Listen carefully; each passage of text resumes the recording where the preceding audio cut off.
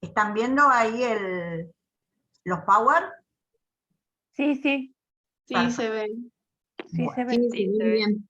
Se ve bien, bien. perfecto. Bueno, bienvenidas entonces al encuentro, nuevamente. Ahora vamos a empezar con, digamos, con la información. Y bueno, no podía dejar de nombrar lo que es la seguridad alimentaria, que muchos estamos escuchando todo el tiempo.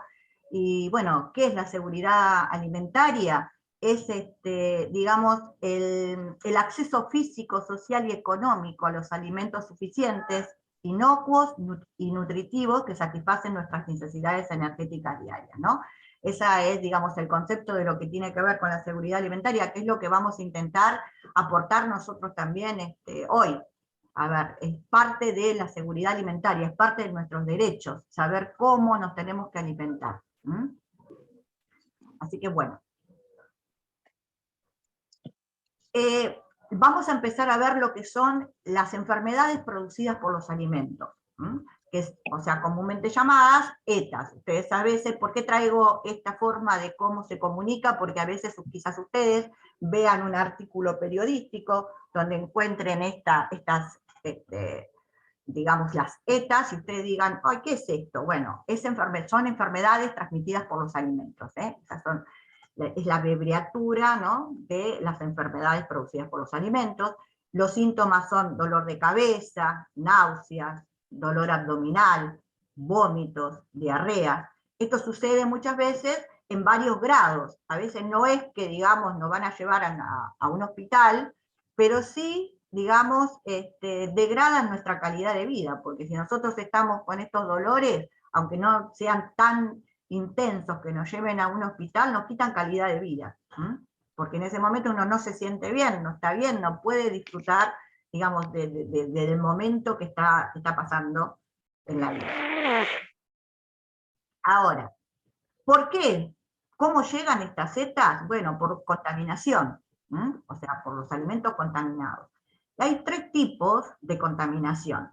Está la contaminación química, que es producida durante el almacenamiento, la elaboración o en el envasado. ¿Y qué es lo más próximo que nosotros tenemos a diario de esta contaminación química? Y es la lavandina, es el detergente. Y lo que comúnmente nosotros hacemos con esta velocidad en la cual vivimos es, por ejemplo, no enjuagar bien los vasos, los cubiertos, el plato. Y lo podemos notar cuando, ¿qué hacemos? Por ejemplo, vamos a enjuagar un vaso rápido, los chicos se van al colegio, entonces, ¿qué hacemos? Vamos, ponemos detergente en la esponja y no hacemos este movimiento, no impregnamos en la esponja el detergente. Entonces queda como una gelatina arriba de la esponja, y esa gelatina la vamos a meter en el vaso. Estamos apuradas, como siempre, ¿no? Porque el chico se va al colegio, es rápido, vestir al otro hermanito, ese tipo de cosas que nosotros venimos haciendo. Entonces, lavamos el vaso, pasamos la esponja con ese detergente, así, ese gel, enjuagamos rápido, pero resulta que no le quitamos todo el detergente. Es el típico que cuando nosotros muchas veces servimos empezamos a ver las burbujitas de colores. Bueno, le estamos dando al chico, lo estamos contaminando, o a veces quizás lo hacemos hasta con nosotros mismos, así apurados, y hacemos eso. ¿Qué pasa? Va a depender del grado que nosotros absorbemos de ese detergente, lo que nos va a producir en nuestro cuerpo. O sea, muchas veces pasa de que hacemos eso con los chicos, y después el chico empieza con dolor de panza, y dice, ay mamá, me duele la panza, y dice, ay, no quiero ir al colegio. No, realmente lo estamos intoxicando. Entonces son cosas que muchas veces no tenemos en cuenta, que suceden todo el tiempo en nuestros hogares. No enjuagar bien los utensilios, los platos, los cubiertos que estamos utilizando. Es una forma de prevenir. Lo mismo con la lavandina. A ver, pasamos un trapo con lavandina, tenemos que enjuagar. O sea, tanto la mesada, donde nosotros vamos a luego trabajar con los alimentos. Bien. También otro tipo de contaminación, pero que no está dentro de nuestro manejo, pero no es menos significativo, es, digamos, son las hormonas, los antibióticos, los insecticidas, los herbicidas, o sea que son los fertilizantes que utilizan, digamos, la industria de la producción del alimento, ¿no? O nuestros productores. Pero bueno, eso no tenemos, los famosos agrotóxicos, que son bastante conocidos. Bien, la contaminación física, que es el agregado de elementos extraños, alimentos en cualquiera de sus etapas, que se mezcle con esto, como los pelos, los metales, vidrios, madera. ¿Y esto qué es lo más típico que a nosotros nos pasa en nuestros hogares? Además de que, bueno, a veces el cabello, el pelo pasa, pero es muy frecuente que nosotros usemos las esponjitas de acero, y que queden esas virutitas. ¿Cuántas veces nos ha pasado? A ver, ¿dónde pueden quedar? Y fíjense en los ralladores, en los ralladores que a veces uno le pasa la esponja para que queden bien limpios, y quedan esos pedacitos de esponja, o también en los coladores de fideos, cuando nosotros colamos y lavamos, a veces quedan esas virutitas, y luego pueden causar, digamos, estos malestares, porque tragamos esa viruta de metal, que después nos trae problemas de dolores gastrointestinales. Bien. Y bueno, una de las que más tenemos que trabajar es con la contaminación biológica, ¿no? Con la producida por los microorganismos como bacterias, hongos, virus, parásitos, que se encuentran en el suelo, en el aire, en el agua, que traen los insectos, las aves, roedores. Las aves, por ejemplo, ustedes dirán, las aves, ¿qué tienen que ver con esto? Sí, las aves, por ejemplo, muchas veces hay que tener cuidado con los tanques, porque a veces se corren las tapas, y bueno, tienen acceso las palomas, los pájaros, y defecan en el agua que nosotros después vamos a tomar, ¿no? Entonces por eso se trae a relación esto. Y por supuesto, bueno, las bacterias. Las bacterias, para que a veces nosotros tengamos, quiero que tomemos un poco de dimensión, la cantidad, la variedad que hay de bacterias, que la bacteria es un reino. Así como es el reino, nosotros pertenecemos al reino animal, donde entramos en el reino, entre nosotros, un elefante, hasta una cucaracha, después se va dividiendo, ¿no? Pero en el reino animal pertenecemos todos, y hay esa cantidad, esa variedad. Bueno, eso ocurre con las bacterias. Las bacterias son un reino donde hay de diferentes tamaños, algunas son peligrosas, otras no, o sea, patógenas, otras no nos hacen nada, otras son benéficas, pero para que ustedes se den cuenta la cantidad de cosas que nos rodean todo el tiempo, ¿no? Y que no vemos. Y lo único que tenemos como defensa, específicamente de las patógenas, que son las que nos perjudican y las que nos enferman, es poner barreras, porque no las vemos. Entonces, bueno, a ver, ¿cómo podemos hacer para que estas bacterias no nos enfermen? Para que ustedes se den cuenta, o sea, cómo ellos se reproducen, lo hacen lo que nosotros llamamos de forma binaria, de una va saliendo otra. Por eso traje este gráfico, para que ustedes vean cómo se reproducen y la cantidad que obtenemos al pasar, a medida que va pasando el tiempo. Fíjense en cómo se reproducen. Y estamos hablando acá de una sola bacteria, que nunca hay una sola. Entonces, esto es lo que nosotros llamamos, esto de acá abajo, es lo que nosotros llamamos carga bacteriana. No es lo mismo consumir una bacteria que consumir millones. Para nuestro cuerpo defenderse contra 1 millón de bacterias, ahí es donde realmente nos enfermamos, y eso es lo que muchas veces también de eso depende el grado de la enfermedad que nos pueden causar. Bien. ¿Cómo nos infectan las bacterias? Bueno, entran por el organismo y lo colonizan, muchas de ellas, otras generan toxinas, o sea, desprenden de ellas toxinas, que realmente la especie que, digamos, genera toxina, la toxina es mucho más difícil de matar que la propia bacteria.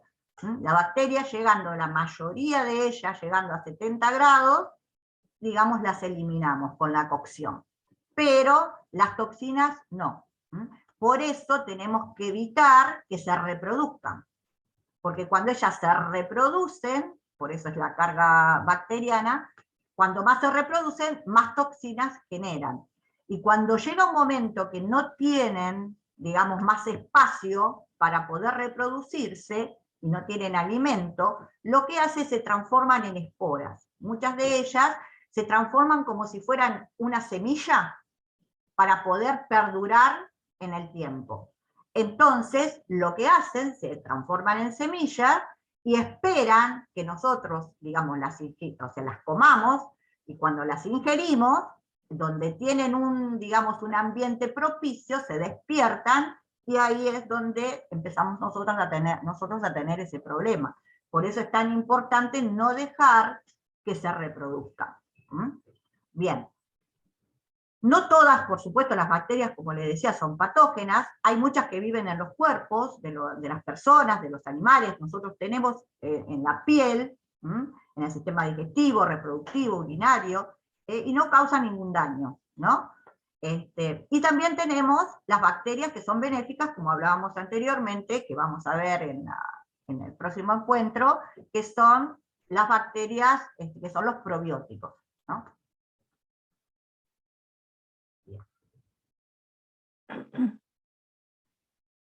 Traje esto también porque tenemos que tener cuidado con los mohos. Otra cosa muy común es que, por ejemplo, compremos pan y tengamos moho.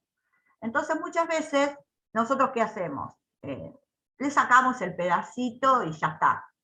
Y realmente no es así. Porque si bien la mayor parte, digamos, nuevamente lo que estamos hablando...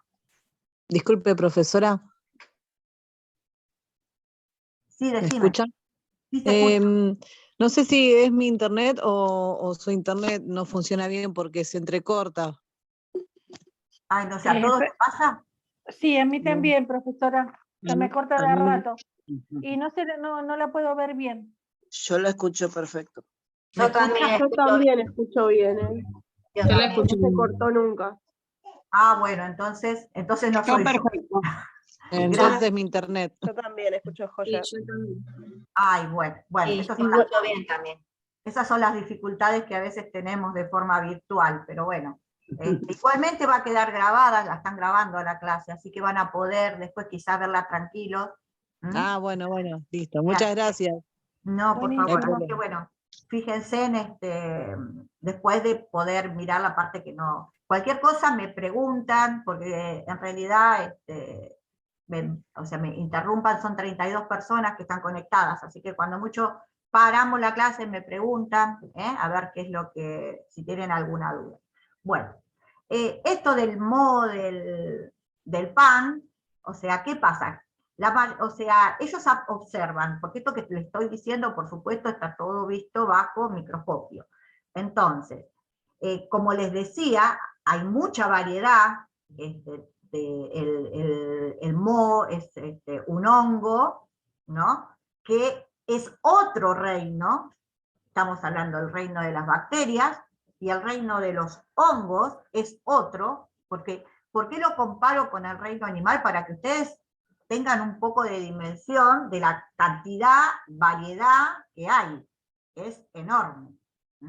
Entonces, dentro de los hongos, mayormente el hongo que ocupa el pan, o sea, que se reproduce en el pan, no es un hongo tóxico.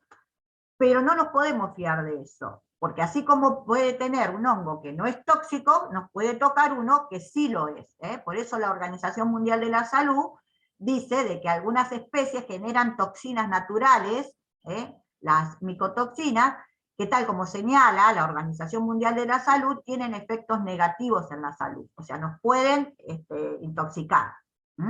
Y entonces, ¿qué pasa?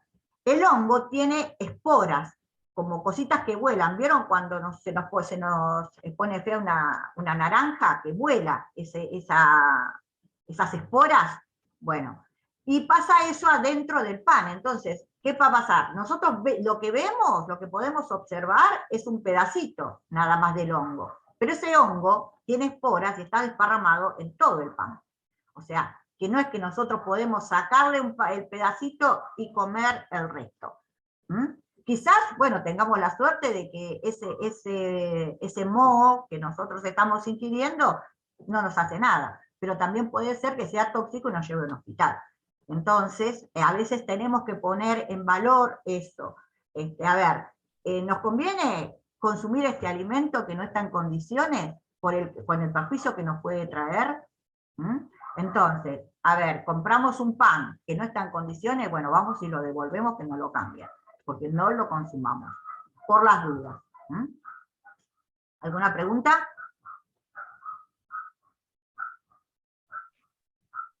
Hola, buen día. Mi consulta es, bueno, respecto al moho, me suele pasar que compro quizás media horma de queso y la envuelvo, la cierro bien, le vuelvo a poner el film, la pongo igual en una bolsa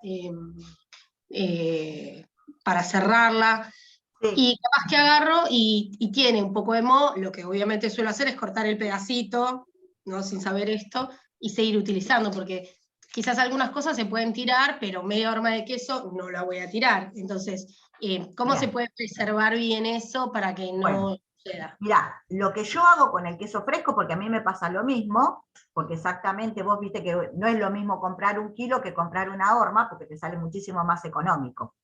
Entonces lo que yo lo hago, lo fracciono y lo frizo, lo pongo en el freezer. Lo vas bajando y lo consumís, o sea, queda en perfecto estado el queso. Entonces es una de las formas de conservarlo en buen estado. Ah, perfecto. Muchas gracias. No, por favor. Una pregunta, o sea, el queso, cuando uno lo compra y lo pusiste en un tupper con tapa, pero igual tiene ese verde que tiene el pan, ¿lo podés sacar de donde está afectado o directamente ya no puedes comer todo lo que está en el tupper?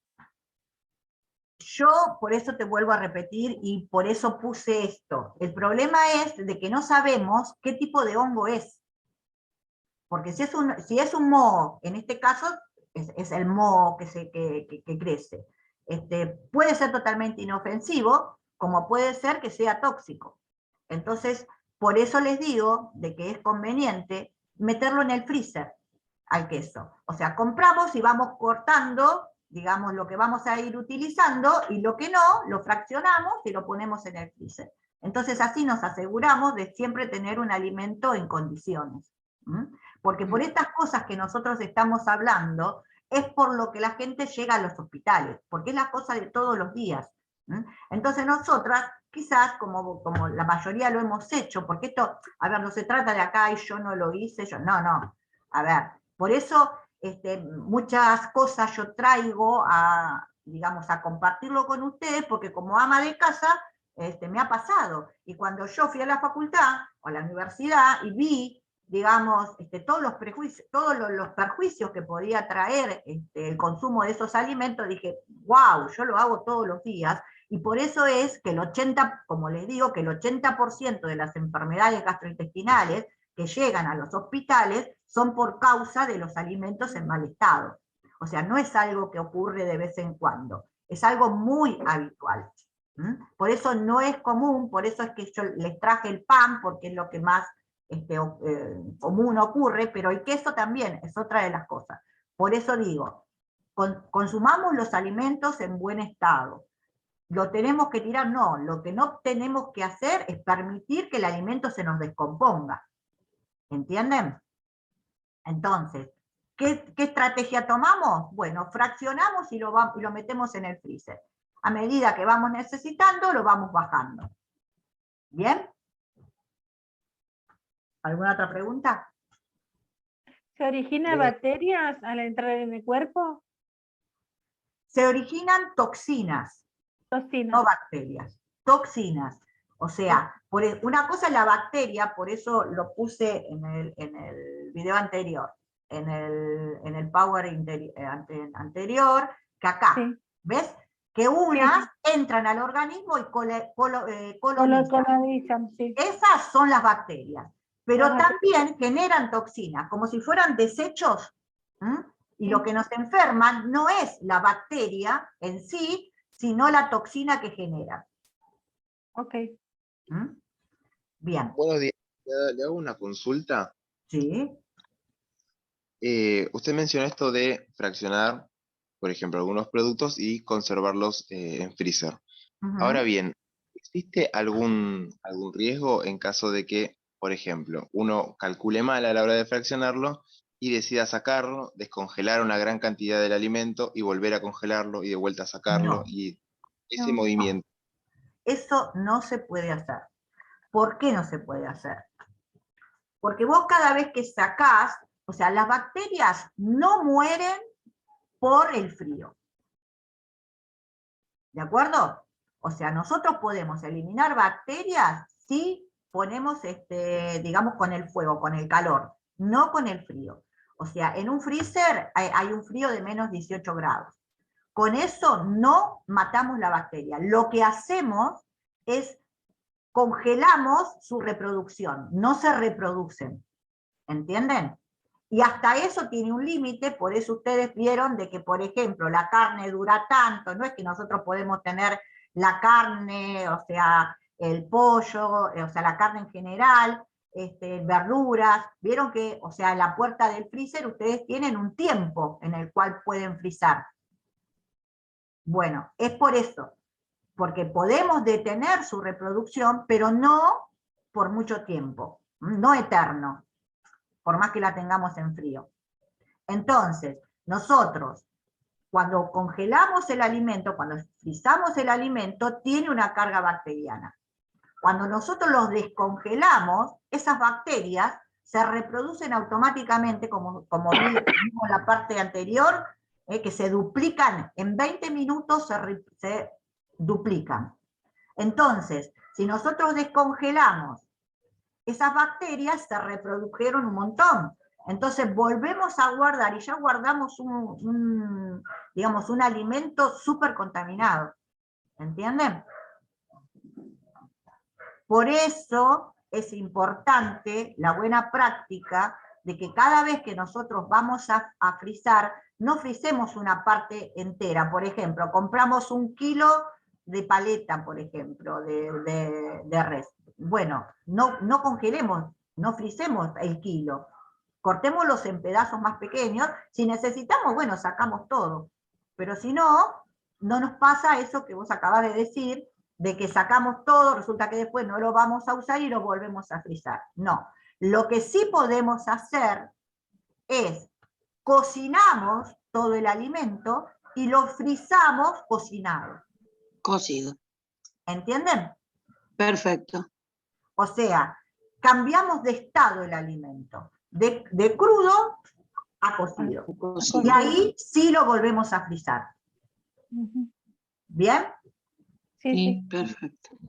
Genial. Y, Bueno, y siempre tiene que estar bien conservado, porque cuando uno lo frisa carnes crudas y carne, o sea, comida cocida. Entonces cada cosa es un tupper, ¿no es cierto? Que por esté supuesto, bien por separado. supuesto. Sí, Ok. siempre separado, obvio. Ahora Sí, vamos a hablar sobre la contaminación cruzada. Bueno, y otra cosa que traje, porque es muy importante, son los parásitos. Vieron que vimos diferentes tipos de contaminación biológica. Y los parásitos son otra forma de contaminación. Y hay uno muy especial, que genera la triquinosis, que es la de la enfermedad de los cerdos, que es una enfermedad muy, digamos que nos trae muchas dificultades, porque esta enfermedad lo que hace, ustedes no sé si ven acá, estos son larvas, ¿ves? ¿Ven esto que señalo acá? ¿Ven? Es un gusanito. ¿Ven? Esto es un tejido muscular. Así es el músculo. Este es el tejido. Fíjense las larvas cómo se ubican dentro del tejido. ¿Ven? Sí. Bueno, eso nos ocasiona un montón de problemas, es súper doloroso, no les quise traer imágenes porque, bueno, son un poco fuertes, pero no lo quise dejar de mencionar. ¿Por qué? Porque podemos, este parásito generalmente se ubica en el cerdo. Acá le hice una lámina de cómo se reproduce, o sea, cómo se contagia, cómo se va contagiando. El cerdo infectado, comemos los seres humanos, no solamente, digamos, los seres humanos nos contagiamos, sino también que los otros animales domésticos, incluso las ratas, generalmente, digamos, en los chiqueros, el que trae la enfermedad a los chiqueros es el roedor, ¿no? Es la rata, que va a estudiar, y ahí es como se propaga la enfermedad en los chiqueros, generalmente es por medio de la rata, que va, contamina, o sea, ensucia los chiqueros, el chancho come de esa materia fecal y se contagia. ¿Nosotros qué hacemos? Comemos, compramos la carne de ese animal infectado y nos infectamos. ¿Pero por qué?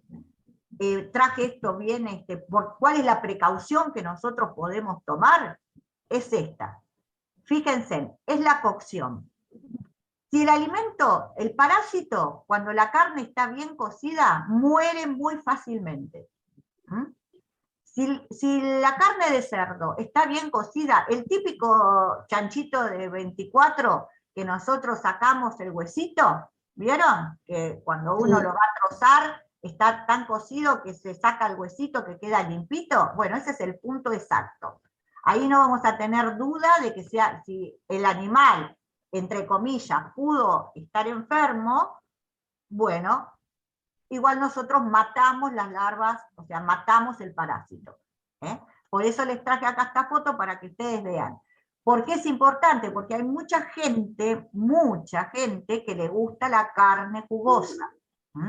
Entonces, estamos hablando de cerdo, y estamos hablando de que esta carne, que es donde tiene el pulgar para abajo, no lo podemos consumir, porque si llega a estar, el animal llega a estar contaminado, nos vamos a enfermar con este parásito, que esto, o sea, va a quedar para siempre en el cuerpo, no se puede eliminar.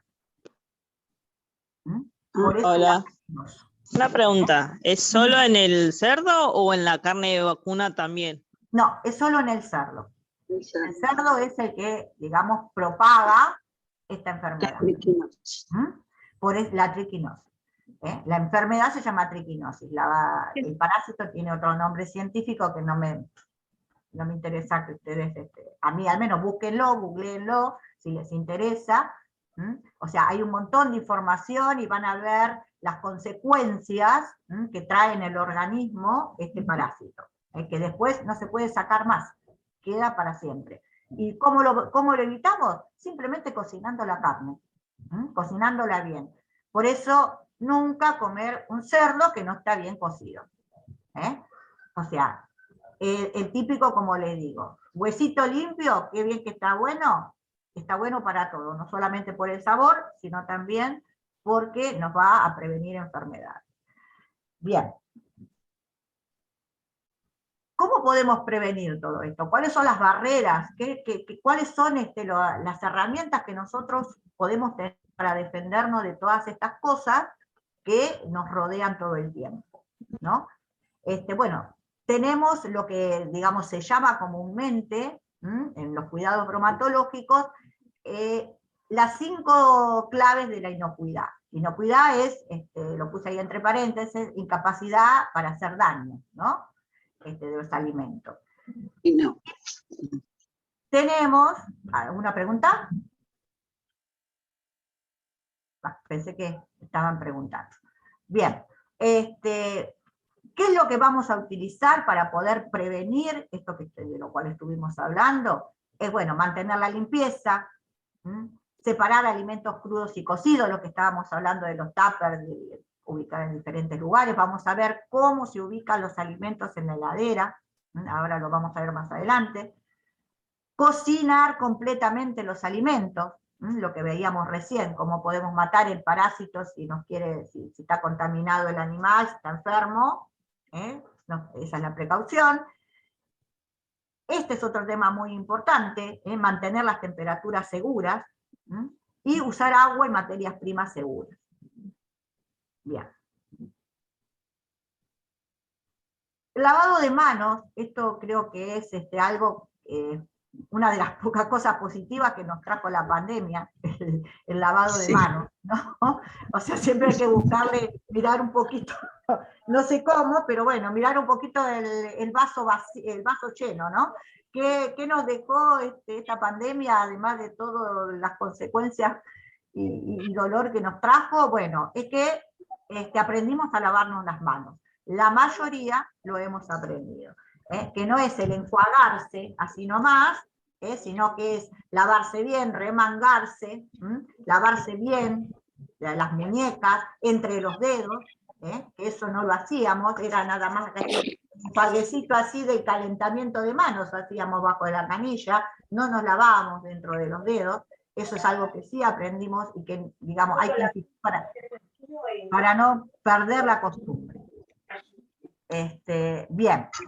¿Cuándo lo tenemos que hacer? Bueno, antes de comer, antes de tocar alimentos, antes de cocinar, y después de ir al baño, de manipular alimentos crudos. Esto acá es importante, cuando estamos manipulando los alimentos. El churrasco que estamos cocinando o el pollo que estamos trozando, no es simplemente que es algo que nosotros hacemos, bueno, a veces, como siempre digo, en el apuro que estamos cocinando, o sea, tocamos el pollo o enjuagamos y nos enjuagamos las manos.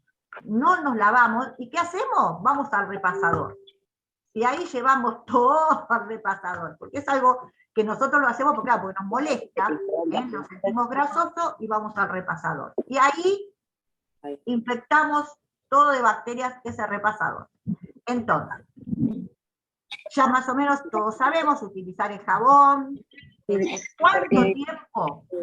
Un minuto. Apaguen los micrófonos, por favor, el que tiene abierto. ¿Cuánto? La OMS recomienda entre 40 y 60 segundos. Eso es el tiempo que nos tenemos que lavar. O sea, para decírselo a los chicos es como cantar 3 veces el feliz cumpleaños. Entonces es una forma práctica de saber, ¿cómo medimos el tiempo? No voy a estar con el reloj, pero bueno, más o menos para que nosotros tomemos conciencia de cuánto es lo que nosotros necesitamos. Bien. Ahora, acá les traje algo que a mí me pareció maravilloso, como yo les digo, para que uno pueda tener visión. O sea, los que no tenemos acceso a un microscopio, porque cuando uno accede a un microscopio y ve todo lo que nos rodea, es como que, bueno, o sea, nos agarramos un poco los pelos, ¿no? Salimos un poco traumatizados de ver todo lo que nos rodea. Entonces traje esta forma visual para ver de qué hablamos cuando hablamos de bacterias, ¿no? ¿De qué estamos hablando?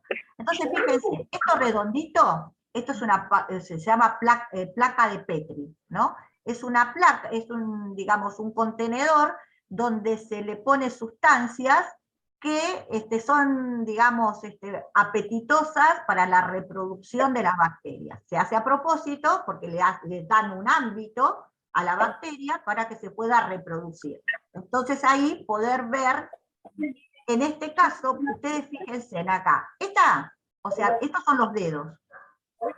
Esta persona puso los 4 dedos, ¿no? Es una mano sin lavar. Fíjense en cómo se reprodujeron las bacterias, la cantidad que hay. Esta otra de acá es una mano enjuagada. O sea, se enjuagó la mano abajo del agua. La persona se secó y apoyó los dedos en la placa de Petri. Fíjense, hay menos cantidad, pero sin embargo sigue habiendo mucha. Acá abajo, fíjense, es una mano lavada por 20 segundos utilizando agua y jabón. O sea, la mitad, fíjense cuánto dijimos que teníamos que lavar, 60 era, ¿no? De 40 a 60. Acá la lavaron la mitad del tiempo. Entonces, fíjense cómo bajó un montón, pero sigue habiendo. Y acá es una mano lavada por 20 minutos y después desinfectada. ¿Qué es lo que se puso acá? ¿Con qué se desinfecta? Con alcohol al 70%. ¿Por qué el alcohol al 70% que fue tan famoso en la época de la pandemia. Y no el alcohol puro, porque se supone que uno piensa y dice, no, pero el alcohol puro, o sea, es mucho mejor que el alcohol al 70%. Cuando hablamos de un alcohol al 70%, lo que estamos hablando es un 70% de alcohol y un 30% de agua. Lo que va a pasar con esto es lo siguiente, que nosotros, digamos, cuando usamos el alcohol puro, el alcohol se evapora muy rápido. Entonces, no alcanza a matar todas las bacterias que tenemos, digamos, que están en las manos, por ejemplo. Cuando nosotros le ponemos un 30% de agua, el agua tarda más en evaporarse. Entonces, mantiene por más tiempo el efecto del alcohol. ¿Entienden por qué? ¿Ustedes sabían eso? ¿Por qué se usa el alcohol al 70? No, la verdad que no. Bueno, entonces ahora ya se llevan un dato. ¿Por qué usamos el alcohol al 70? No se evapora rápidamente porque contiene un 30% de agua. Entonces, al estar más tiempo en la superficie, tiene más tiempo de contacto con las bacterias, y si alguna se hizo, digamos, la fuerte, que pasamos alcohol puro y no la mató, al quedar, digamos, un poco más de tiempo que el alcohol puro, es mucho más efectivo. ¿Bien? Bueno, son las 10, menos 5, ¿no? ¿Les parece que vamos al baño, descansamos un ratito y empezamos nuevamente con la última parte, donde ya si quieren, no sé, tener un lápiz para anotar las recetitas que vamos a dar hoy, para que las puedan ya ir utilizando? Igualmente se va a subir el material, pero si, bueno, quieren utilizarlas ahora, ya las tienen a mano. Bueno, todo lo que... Perfecto. Profe, una pregunta. Sí. Todo lo que estamos aprendiendo nos va a quedar para poder obtener todos los papeles, o sea, todo lo que estamos aprendiendo. ¿A qué papeles te referís? Si uno puede imprimirlos. Sí, sí, o sea, después lo van a subir al aula. Ustedes van a tener acceso al aula virtual, o sea, al aula del campus, de la universidad, y ahí se va a subir, digamos, se va a subir, creo que también se sube el video también, además de, yo voy a subir estos archivos para que ustedes los puedan ver. Buenísimo. Sé que es mucha información.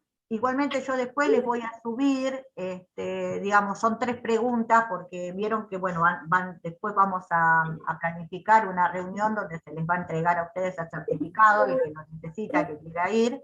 Y bueno, vamos a hacer una micro, en realidad no es evaluación, sino como una encuesta. Les voy a poner 3 cosas muy simples, para que ustedes contesten, y es como que, a ver, para ustedes mismas, ¿me sirvió? ¿Aprendí esto? ¿No aprendí lo otro?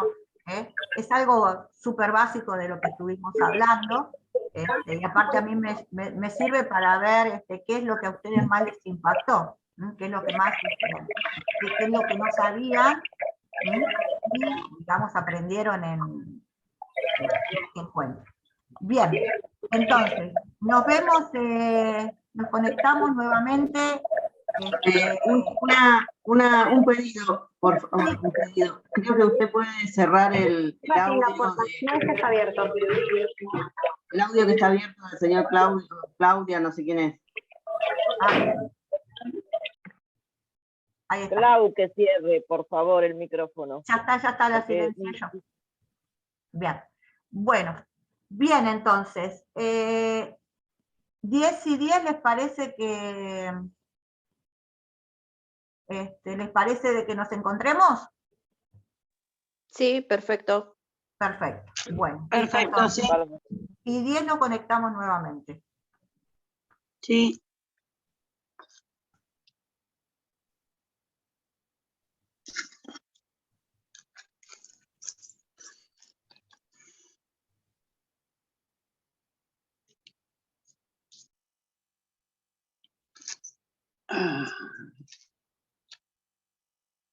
No.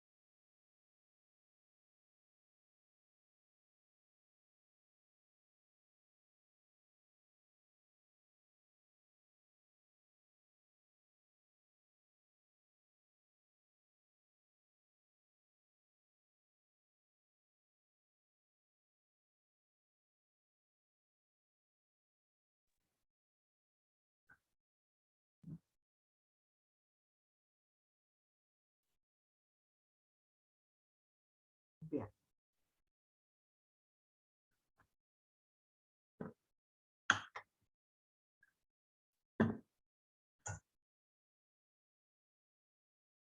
Bueno, estamos volviendo todos.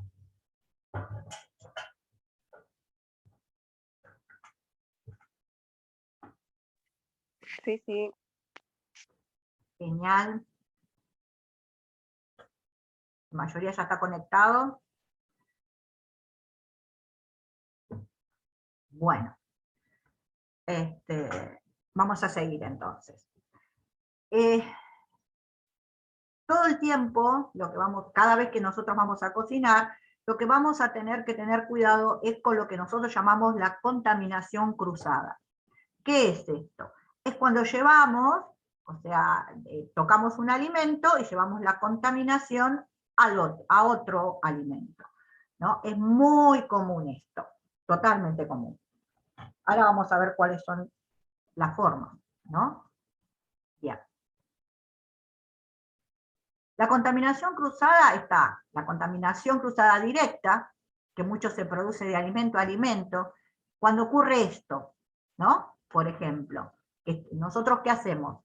Compramos carne, la llevamos, la ponemos en la heladera, a veces en la bolsita, que es muy típico, la bolsita está rota, se fisura, y digamos el jugo de la carne, la sangre, cae directamente a una ensalada, a una torta, a algún alimento que vamos a comer de forma directa, ¿no? Entonces, esa es lo que se llama la contaminación cruzada directa. Después tenemos lo que se llama, por ejemplo, la contaminación indirecta. ¿Qué es eso? Que nosotros, por ejemplo, tocamos la carne y llevamos nosotros la bacteria a los otros alimentos. Como en este caso puede ser una fruta, o puede ser cualquier otro alimento que nosotros vamos a comer, una galletita, que vamos a comer de forma directa. ¿Por qué acá me detengo? Porque ¿qué suele pasar con esto? Lo que comenté anteriormente, que uno, por ejemplo, está cocinando, se ensucia las manos, porque cocinó carne, pollo, entonces no se lavó la mano, se la secó con el repasador y tomó otro alimento. Ahí nosotros estamos pasando la contaminación al otro alimento que vamos a ingerir nosotros, o le brindamos o le pasamos a otro miembro de nuestra familia. Otra de las cosas que puede pasar acá es, por ejemplo, la preparación de las ensaladas. Acá me voy a detener en lo que yo les decía anteriormente, cuando nos enfermamos y decimos, ay, pero, a ver, me siento mal, estoy con vómitos, con diarrea, y no comí nada. Comí un churrasco con ensalada. Bueno, ahí está el tema. ¿Qué pasa? ¿Qué pudo haber pasado?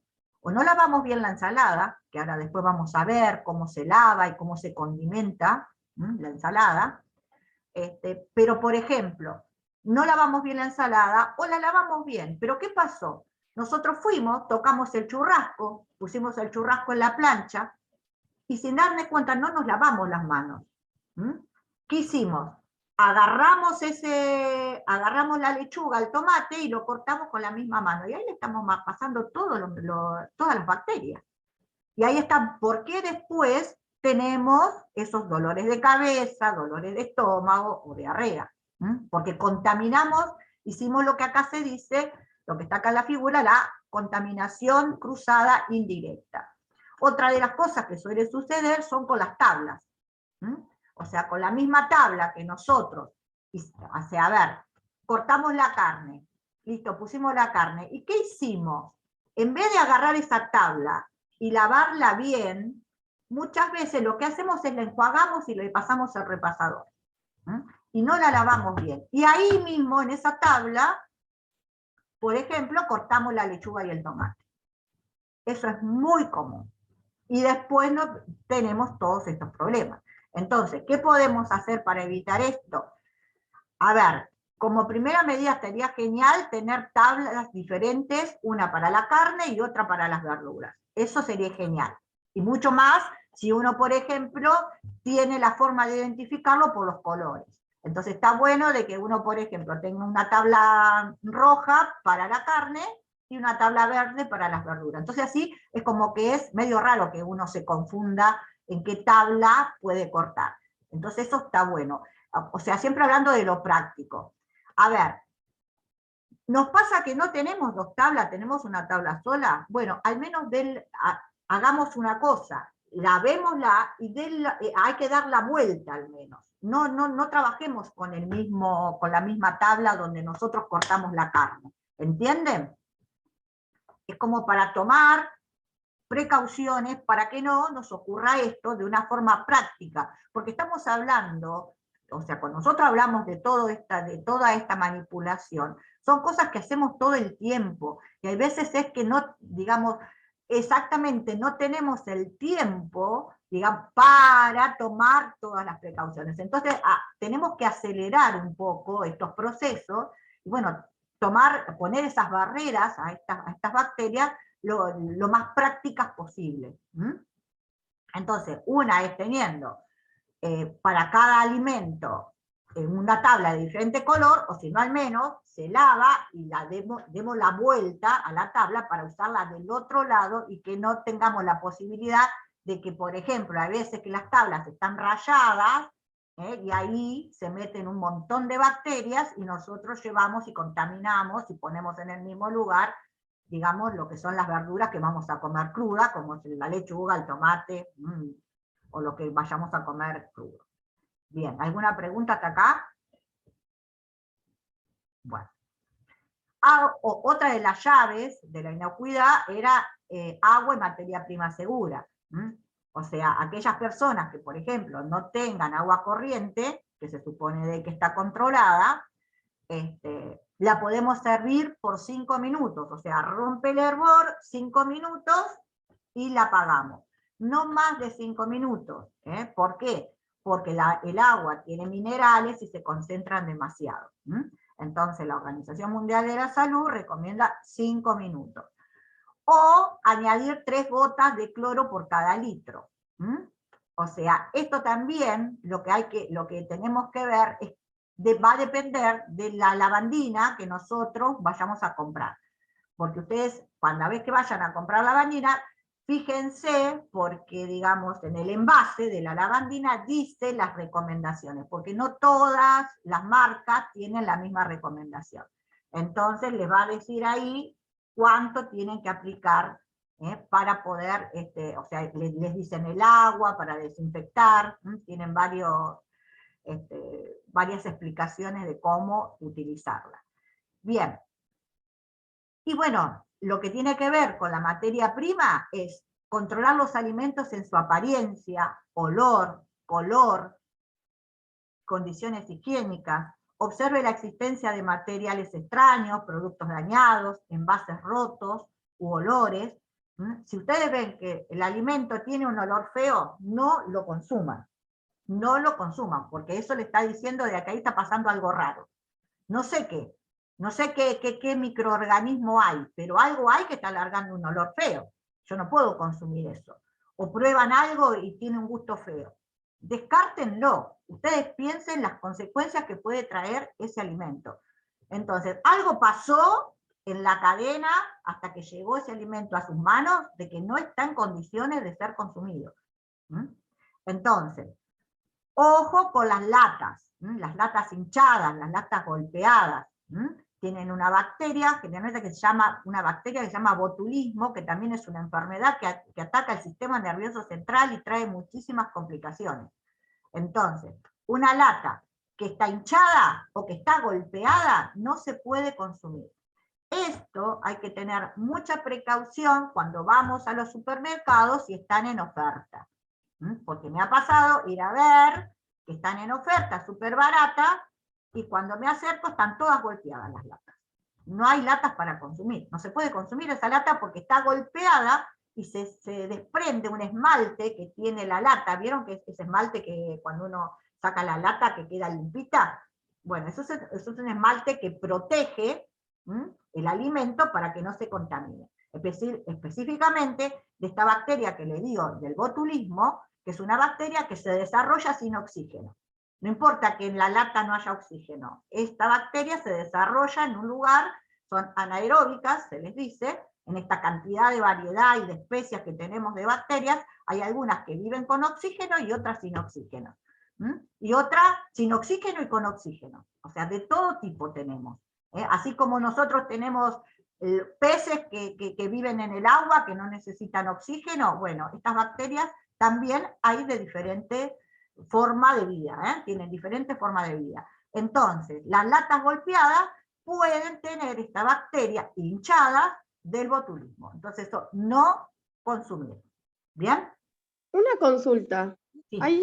¿Hay algún control para que esto no ocurra o queda como a criterio del supermercado y en su conciencia de no ponerlas a la venta? No, nosotros tenemos, digamos, como base para todo esto que yo lo estoy diciendo está en el Código Alimentario Argentino. Nosotros tenemos un código que por el cual, digamos, son normas que se tienen que respetar, donde hay inspectores digamos, que van a los supermercados para que esto no suceda. Pero, a ver, a veces al supermercado les conviene pagar la multa y vender el producto. ¿Entienden? Entonces, porque no podemos hacernos los distraídos que no ocurre, porque como está legislado no ocurre. Ocurre igual. Por eso es que yo se los digo, porque a mí lo que me interesa es de que ustedes cuiden su salud. Entonces no es que porque no lo puedan vender, no lo venden. Porque a mí me ha pasado de verlo. Yo he ido a grandes supermercados, veo la pila de las latas, ¡ay, qué barato! Dice, a mitad de precio. Y resulta que cuando me acerco están todas abolladas. Y eso no se puede consumir. ¿Bien? Son cosas que pasan, igual, aunque no tengan que pasar. Bien. La limpieza y desinfección de las mesadas, o sea, limpiar, o sea, un lavado simple.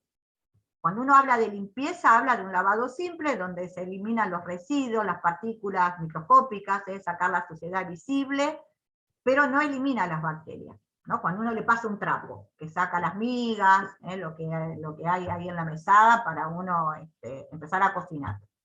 La desinfección decimos cuando eliminamos los germen patógenos, o sea que le pasamos, por ejemplo, un trapo con detergente, para que desengrase, enjuagamos, y sanitizar es cuando lavamos con el alcohol al 70%, ¿vieron cuando vimos la placa de Petri que no tenía nada? Bueno, ahí estamos desinfectando. ¿Qué hacemos? Agarramos y pulverizamos, o sea, primero limpiamos con detergente, enjuagamos y le echamos alcohol al 70 o lavandina. Pasamos un trapo con lavandina y enjuagamos, para que no nos intoxiquemos con esos, ¿cómo es? Con los tóxicos que tenga la lavandina. Bien, yo acá les puse acá abajo, porque justo tenía a mano una lavandina Judith, y daba estas recomendaciones. Por eso les digo de que digamos, cada marca, porque o sea, recomiendan diferentes cantidades, les va a decir cuál es la que desinfecta. Acá traje la Judith, que es lo que, como es, da estas recomendaciones. Bien. Las temperaturas. Mantener los alimentos en temperatura segura, dice. Nosotros vemos acá un gráfico donde nos dice, menos de 5 grados, acá, esta es la temperatura que tiene nuestra heladera. La heladera tiene 5 grados. La refrigeración adecuada por debajo de 5 retrasa, fíjese, retrasa el crecimiento y la multiplicación. Retrasa. Porque esto es algo de que mucha gente tiene como concepto de que cuando mete los alimentos en el freezer, mata las bacterias. Y no es así. La bacteria no se mata en el frío. O sea, no es así. Por más que, es más, ustedes, ¿quién no ha escuchado que han encontrado bacterias en los polos, en el polo norte, en el polo sur, que están ahí sepultadas en unos fríos terribles, y sacan y están vivas? Porque ella no las mata el frío. Entonces, la zona de peligro, ¿cuál es? Entre los 5 grados y los 60. ¿Por qué zona de peligro? Porque le estamos dando la temperatura ideal para que estas bacterias se reproduzcan. Esa es la temperatura ideal. Ya más de 70 grados, ahí estamos matando la mayor cantidad de bacterias. No puedo decir todas las bacterias, porque hay bacterias que son termófilas, se llaman, que aguantan una temperatura enorme. Entonces, pero la mayoría sí. Entonces, por eso, cuando nosotros cocinamos nuestros alimentos, destruimos la mayoría de las bacterias. Bien. No descongelar los alimentos en temperatura ambiente. Cuando sacamos o sea, esto está bastante, o sea, hay bastante publicidad sobre el tema de que no se saca el alimento del freezer y se pone arriba de la mesada. Por esta cuestión de la reproducción de las bacterias. Entonces no le demos lugar, porque ¿qué pasa? Nosotros sacamos del frío, lo ponemos a temperatura ambiente, no estamos controlando con un termómetro la temperatura que va teniendo el alimento. Entonces va a haber parte del alimento donde las bacterias se van a estar despertando, se van a empezar a reproducir, entonces por esto se recomienda que esté en la heladera. Entonces se va a ir descongelando, pero se va a mantener la temperatura, digamos, de conservación, que son 5 grados, ¿entienden? Por eso se descongela en la heladera o en un microondas, cuando después van a cocinarla, en cocción directa, o sea, pueden sacarla congelada, la condimentan y la meten en el horno o en la olla directamente a cocinar, o en agua corriente fría. O sea, ese es un método, hay gente que les gusta, la ponen debajo de la canilla para descongelarla. Esos son los métodos recomendados para poder descongelar los alimentos. Bien. Acá nuevamente los alimentos se deben cocinar completamente. La temperatura tiene que llegar a 74 grados, porque recuerdan esto, ¿ven? Que es la temperatura donde mata la mayor cantidad de bacterias. Entonces, la recomendación es la temperatura a 74 grados centígrados. Carne de ave, jugos claros, carne no rosada, carnes rojas, cocine completamente las carnes y específicamente aquellos alimentos a base de carne picada. ¿Por qué esto de la carne picada? Ustedes recuerdan el síndrome urémico hemolítico. Eso es una bacteria que se llama Escherichia coli, es una cepa especial, que es la que trae esos problemas a los chicos, los cuales menores de 5 años es súper peligroso, han muerto muchos chicos en nuestro país con esta bacteria.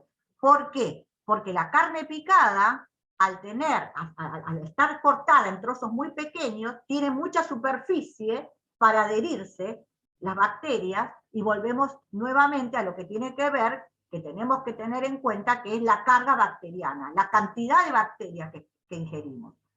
No es lo mismo pocas que muchas. Entonces, por eso, específicamente, la carne picada, con los patis, o sea, siempre tienen que estar, no puede ser que un pati esté rosadito en el medio, no, tiene que estar totalmente cocido. No consumir carnes que luego de su cocción aún presentan color rosado, rojo rosado o jugos rosados. Se debe evitar el almacenamiento de la carne picada, y disminuir el mínimo posible el tiempo que transcurre entre el picado y la cocción del alimento. Esto es importante que nosotros no compremos la carne ya picada, no sabemos cuánto tiempo. O sea, está bueno que nosotros vayamos al carnicero y digamos, ¿me picás 1 kilo de carne?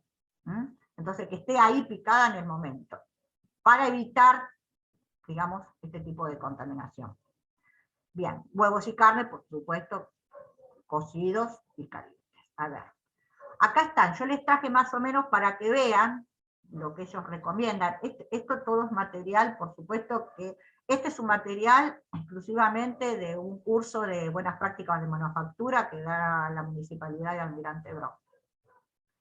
¿Ven? Para que ustedes tengan idea de las temperaturas. Carne cocida al respecto. ¿Ve? El interno está pálido y no rojo, indica que se llegó a 75 grados centígrados. Fíjense, esta carne, que está jugosa, no llegó a los 74 grados. ¿Ven? Llegó a 60 grados. Por eso está de este color. O sea que no mató muchas de las bacterias. Bien, calentar los alimentos en microondas, hay que tener cuidado. ¿Por qué? Porque dice que muchos, ellos recomiendan que muchos de los microondas no superan los 74 grados en todo el alimento. Cuando uno calienta el alimento, que es otra de las cosas que nosotros hacemos comúnmente, le sacamos el frío, ¿no? O sea, es típico, nosotros agarramos, calentamos, porque eso yo también lo hacía, de que, o sea, la comida que estaba ya cocinada, cocida, que la teníamos en la heladera, la retirábamos y no la poníamos a calentar, no levantábamos 74 grados. Apenas estaba, digamos, a temperatura para consumirla, la consumíamos. Lo que se recomienda es que se caliente bien ese alimento que vamos a consumir recalentado, para poner estas barreras a estos microorganismos que no sabemos si se reprodujeron, qué es lo que está pasando. Bueno, mantener los alimentos a temperatura segura. Dice, no deje alimentos cocinados a temperatura ambiente más de 2 horas. Esto tenemos que tener cuidado porque ¿qué está en nuestras costumbres? Por ejemplo, los domingos hacemos la pasta o la comida que nosotros vayamos a poner en la mesa, queda la comida ahí de sobremesa, nosotros nos ponemos a charlar, a contar lo que nos pasó en la semana, y la comida está ahí y se enfría y está horas expuesta a todos estos microorganismos. Entonces está cargando de bacterias todo ese alimento. Entonces, a ver, servimos la comida, no se come más, antes de empezar a charlar, levantamos la fuente, la ponemos en un tupper, heladera, y después nos sentamos a charlar todo.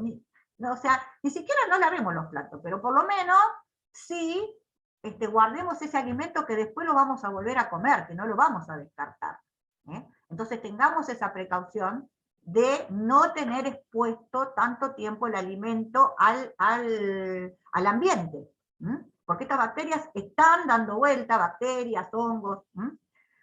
Bien, refrigere lo antes posible, bueno, los alimentos, lo que hablábamos recién, mantener la comida muy caliente, o sea, antes de servir, nuevamente por el tiempo de exposición, no descongele los alimentos a temperatura ambiente, enfríe y guarde rápidamente las sobras, prepare los alimentos en pequeñas cantidades para reducir las sobras. Esto nos sirve. Esto es algo que nosotros tenemos muchos que incluir, de que, a ver, ¿qué cantidad vamos a hacer de alimento? ¿Cuánto nos queda de sobra? Porque la sobra puede ser que la volvamos a comer, como puede ser un desperdicio, es un gasto de dinero. Entonces, prestemos atención en qué cantidades hacemos. A veces es preferible hacer un poquito menos, y no que nos sobre alimento que después tengamos que descartar. Entonces, esto quiero que recuerden, porque lo vamos a seguir en en los otros encuentros, para que ustedes sepan. Las sobras no deben guardarse en la heladera durante más de 3 días. 3 días. Vieron que a mí me van a preguntar, ¿y cuánto lo podemos guardar? Porque nosotros vamos a hablar de alimentos que no tienen conservantes. Entonces, ¿cuánto tiempo puedo guardar? Y bueno, acá te lo está diciendo, 3 días. ¿Bien? Esto es para que ustedes lo remarco, porque después lo vamos a volver a ver cuando empecemos a hacer las recetas. ¿Y esto cuánto lo puedo tener? ¿Y esto cuánto me dura? Bueno, 3 días. Es lo que dice acá la bibliografía. Bien. Conservar los alimentos en la heladera. Esta es otra costumbre que nosotros tenemos muy arraigada en nuestro pueblo, de las empanadas, el asado y la pizza, guardarlo en la cocina y en el aparador. Es algo que es muy común, sigue pasando, porque aunque uno diga, no, pero ya todos sabemos, va a la heladera. No, no es así. Me ha pasado muchísimas veces, porque esto era una costumbre que venimos trayendo de cuando no había heladeras. Entonces, como estaba, como era alimento que ya estaba cocido, bueno, lo guardaban en la heladera. Hay muchos que me dicen, no, lo que pasa es que a mí no me gusta el asado cuando va a la heladera. Entonces yo lo mantengo a temperatura ambiente. Bueno, agarrate si estás con una diarrea después, porque imagínate que le estás dando proteína, más la carne, proteína a las bacterias, entonces ahí se están haciendo un festín. Después no solamente festejás vos, sino también estos microorganismos que se reprodujeron de la mañana, del mediodía a la noche de una forma tremenda, ¿no? Que después lo que nos trae es este problema, dolores de estómago. Bien. ¿Cómo ubicamos los alimentos en la heladera? Tenemos un freezer, todo, usted ve que está todo en tupper, todo separado, porque si no lo que hacemos es mantener un zoológico en la heladera, porque nosotros vamos con nuestra, o sea, por ejemplo, yo lo que les digo es de que muchas veces me dicen, no, lo que pasa es que el tupper me lleva mucho, o sea, me ocupa mucho espacio, mi heladera no es muy grande. Bueno, hay un método muy sencillo, o lo mismo, qué sé yo, por ejemplo, pasa de que uno viene con los tomates, con las verduras, no tiene tiempo de lavarlas para ponerla en la heladera, entonces hay un método bastante sencillo que sirve como barrera, que es cortar los picos de la botella. O sea, cortamos los picos de la botella, o sea, la rosca de la botella, con la tapita. Entonces lo que hacemos es pasar la bolsita por, digamos, por el pico de la botella, abrimos la bolsita y enroscamos la tapita. Entonces ese es un método. ¿Me entienden lo que les digo? No. A ver, me esperan 2 minutos.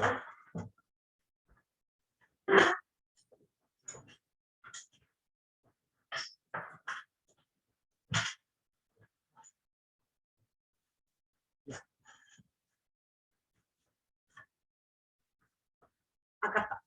Acá les traje. ¿Ven? Esta es la tapita. A ver, acá. Alcanza, a ver, ahí. ¿Ven? Es un pico de una botella, cortado. A ver si lo ven ahí. Ahí. ¿Ven? Es una botella que yo le corté el pico. Se ve. Bien. Y para, digamos, limar, que no corte, lo que yo hice fue pasarlo por la pava caliente. Cuando la pava está caliente, le pasé así, lo di vuelta, entonces como que le aplasta en los bordes. Entonces queda totalmente sin borde, para nada peligroso. Entonces nosotros venimos con la bolsa, con los tomates, o con la selga, o con la lechuga, lo que sea.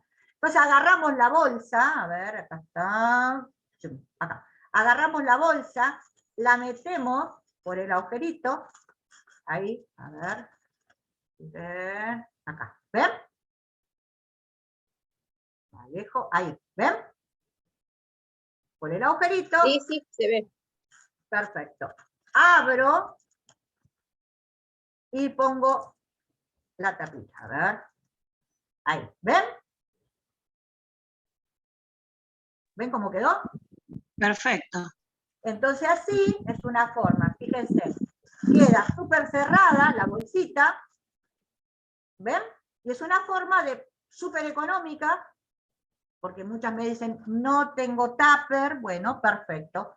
Entonces al menos busquemos la forma práctica también, porque es lo que le digo, a ver, ustedes imagínense que vienen con los tomates donde estuvieron expuestos, los tomates están en la tierra, porque los sacan y lo ponen en la tierra, andan por todos lados, y vienen con ese tomate sucio a ponerlo en la heladera, donde tenemos, qué sé yo, una torta, por ejemplo, ¿no?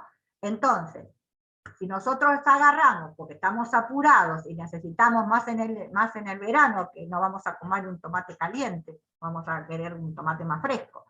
Entonces, si no lo podemos lavar, en la misma bolsa tomamos este sistema. ¿Esto cuánto nos lleva?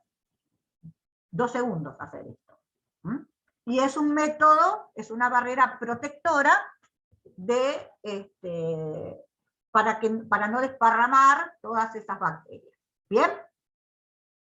Por supuesto, es muy importante de que tengamos estas barreras en la heladera, porque siempre vamos a encontrar el que viene con la botella de gaseosa, que nuevamente estuvo, ¿dónde están las botellas de gaseosa? Póngase uno que generalmente vienen de los depósitos donde generalmente hay roedores y andan y tocan y uno viene con esa botella y la mete en la heladera. Entonces, o no lo hace uno, pero siempre hay algún familiar que lo hace antes de pasarle, de lavar la botella.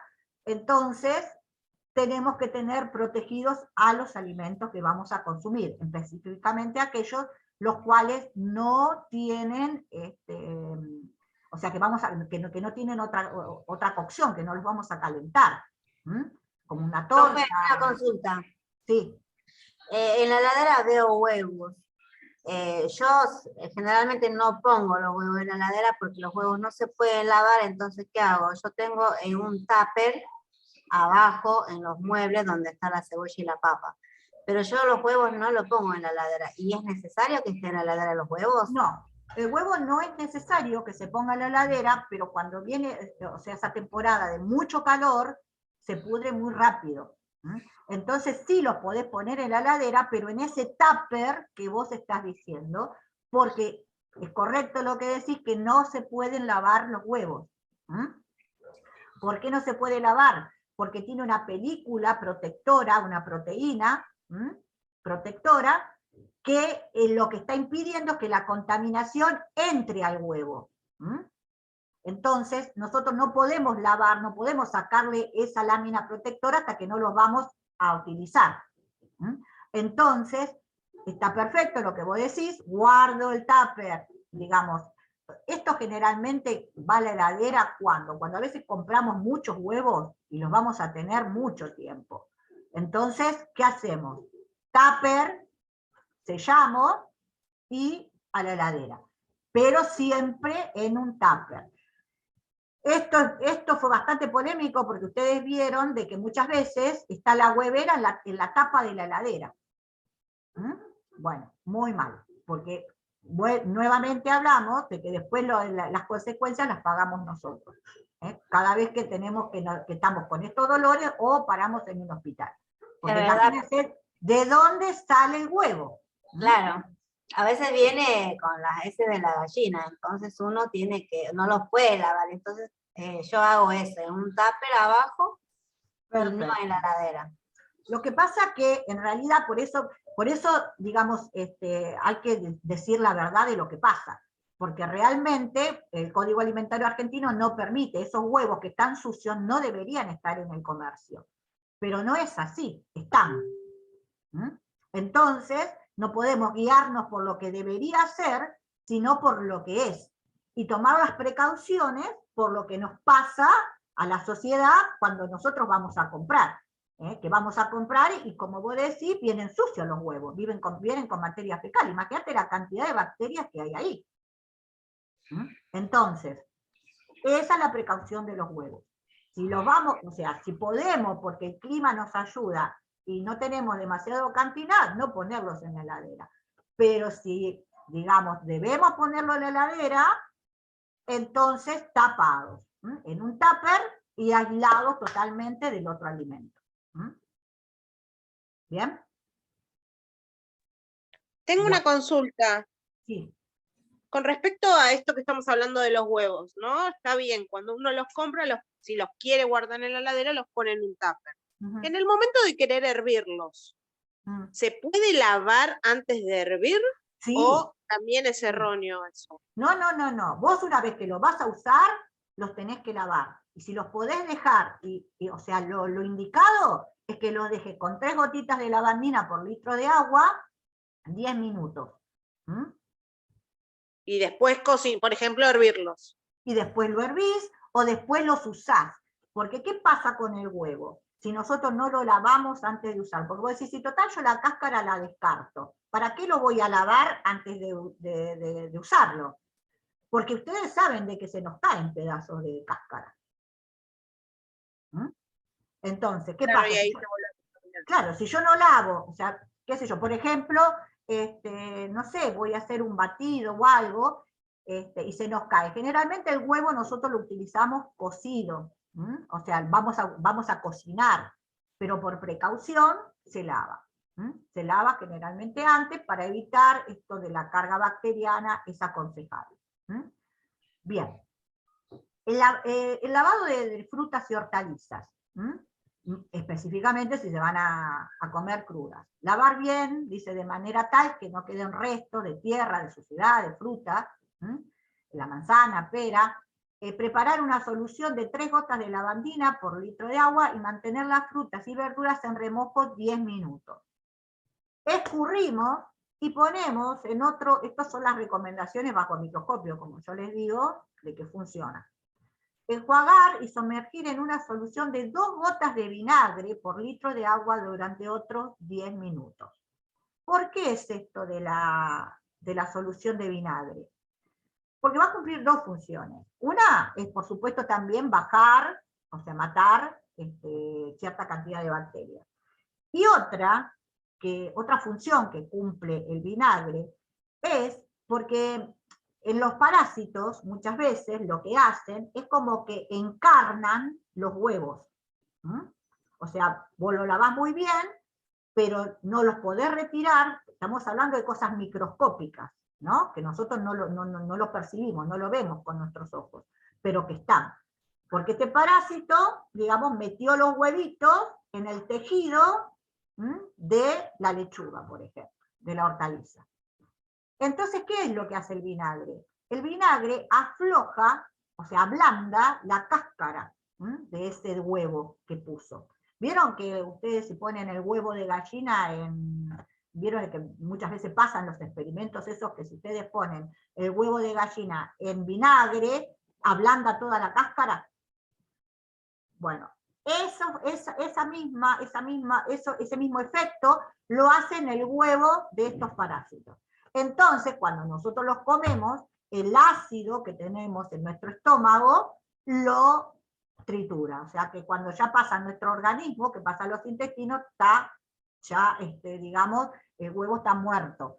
Pero si no, muchos resisten el ácido clorhídrico del estómago y pasan vivos al intestino y por eso nos infectan. Por eso este paso de sumergir en 2 gotas de vinagre es tan efectivo.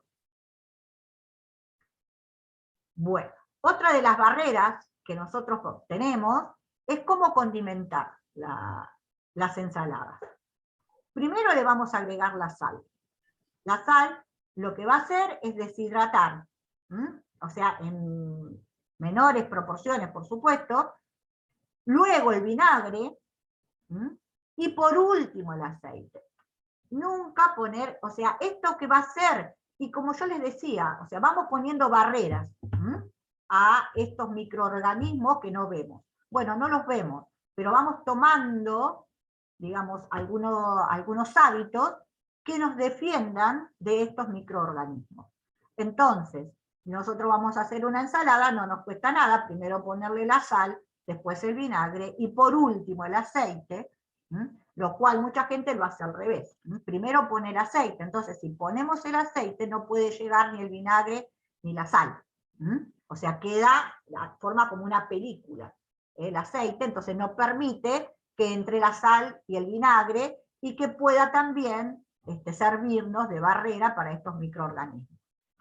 O sea, no cuesta Profe, nada. una consulta, disculpe, ¿Sí? yo uso limón en vez de vinagre, ¿es lo mismo? En realidad no es lo mismo. Tiene efecto, pero no es lo mismo. El vinagre es lo más, digamos, efectivo para lo que pasa con el huevo. Es lo que yo te digo a vos. Si vos agarras un huevo y lo metés digamos, en jugo de limón, no hace el mismo efecto que si lo metés en vinagre. Okay. ¿Bien? Bueno. Genial. Bueno, hasta acá vinimos con todo, o sea, sé que esta clase es un poco pesada, pero yo creo que es muy importante para prevenir enfermedades. Porque la cuestión de la salud no es solamente curar cuando uno ya está enfermo, sino prevenir. Y en la nutrición podemos hacer muchísimas cosas antes de enfermarnos, como ustedes vieron, porque estamos todo el tiempo con los alimentos, digamos, en la mano, haciendo, como es, las comidas, las ensaladas. Y yo les traje acá el jugo de semilla de calabaza, porque las semillas de calabaza o de zapallo son un antiparasitario natural. Entonces, vamos a utilizar, ya que estamos hablando de los parásitos, y siempre damos la solución. Uy, están encarnados, como dice esta mujer, en la lechuga, ¿y cómo puedo prevenir? Y bueno, a veces, si tomamos las precauciones necesarias, una de las herramientas que tenemos es el jugo de semilla de calabaza, o las pepitas de calabaza, que se compran también en las dietéticas, ¿no? Ese es un antiparasitario buenísimo para los chicos. Y esto a mí me parece lo más económico, porque en realidad las pepitas de calabaza que nosotros compramos no son muy económicas, en cambio esto sí, o sea, esta es una de las formas. Y lo que agarramos es, cuando nosotros abrimos el zapallo, calabaza, lo que nosotros vayamos a consumir, retiramos todas las semillas, las ponemos en una licuadora con un vaso de agua. Trituramos todo eso y lo colamos. Ese jugo que nosotros sacamos vuelve a la licuadora, le ponemos ahí una banana o cualquier fruta, banana, manzana, lo que ustedes tengan, le ponemos un poco de edulcorante, esencia de vainilla, hacemos un licuado y lo consumimos así. Es súper rápido porque no tenemos que estar enjuagando la semilla ni secándola, que esa es otra forma de consumirla. Hay gente que las lava, las deja, digamos, orear y las pone en el horno, las condimenta con sal y, no sé, pimentón ahumado, y las consume como snack. Eso también está muy bueno, pero lleva más elaboración. En cambio esto es súper rápido, y utilizamos las semillas de la calabaza que acabamos de retirar, digamos, que vamos a utilizar, ¿no? De la calabaza que vamos a utilizar. Entonces es una de las formas de que nosotros cada vez que hacemos calabaza, tenemos las semillas ahí a disposición, nos hacemos un licuado y estamos, digamos, nos estamos desparasitando. Además es un antiinflamatorio, o sea, las semillas de las calabazas tienen una sustancia que también es antiinflamatoria, que es muy buena para los hombres, para la próstata, se usa como preventivo. Por eso, a ver, es algo que nosotros desechamos y que podemos utilizar tranquilamente. Y hacemos de preventivo. Bien. Les traje la receta de los caldos caseros de verduras deshidratados. Los famosos calditos se pueden hacer de esta manera súper fácil. Con medio kilo de verdura mixta, todo lo que ustedes, la verdurita, o si no, pueden comprar directamente la bandejita, que ya viene preparada y cortada, súper fácil. Le agregan medio vaso de vino blanco si tienen, si no tienen, no. Si no tienen, no le agregan, no es que es fundamental que esté el vaso de vino blanco, sino 150 gramos de sal, para hacer los calditos como los compramos. Entonces lo que vamos a hacer es, bueno, lavar las verduras, por supuesto, ponerlas en el fuego junto con la sal, y una vez que estén bien tiernitas, lo que hacemos es triturarlas. Trituramos todo eso, lo pasamos a una procesadora, licuadora, donde ustedes, lo que ustedes tengan, o mortero si no tienen, o un, o sea, si no tienen mortero, lo pueden pasar en un tamiz, en un colador de tamiz, para triturar. Si queda muy aguada, si está muy aguada, la vuelven a poner en el fuego, y la revuelven hasta que espese. Bueno, y ahí ya ustedes van a tener los calditos. Eso ustedes lo sacan, lo pueden poner en un frasquito, lo pueden poner en cubetera, llevar al freezer, y ahí van a tener los famosos calditos de una forma totalmente natural, que no tienen ningún tipo de conservantes, ni colorantes, ni espesantes, que todas esas cosas que se les ponen, los productos ultraprocesados, que no sabemos a dónde van a parar. Ustedes saben que muchos de los conservantes después terminan siendo prohibidos. Es más, hay en algunos países donde ciertos conservantes ya están prohibidos. Entonces nosotros podemos consumir un alimento que es súper práctico, no tardamos nada en hacerlo, y es mucho más natural que ir a comprar el caldito deshidratado, y lo tenemos ahí siempre listo, y lo utilizamos exactamente igual.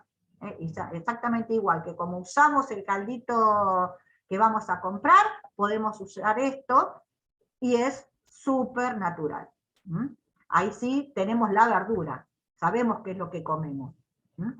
Las personas que son hipertensas, que no pueden, porque esto ven que tiene mucha sal, porque recuerdan que ustedes cuando compran el caldito no le agregan sal a la sopa.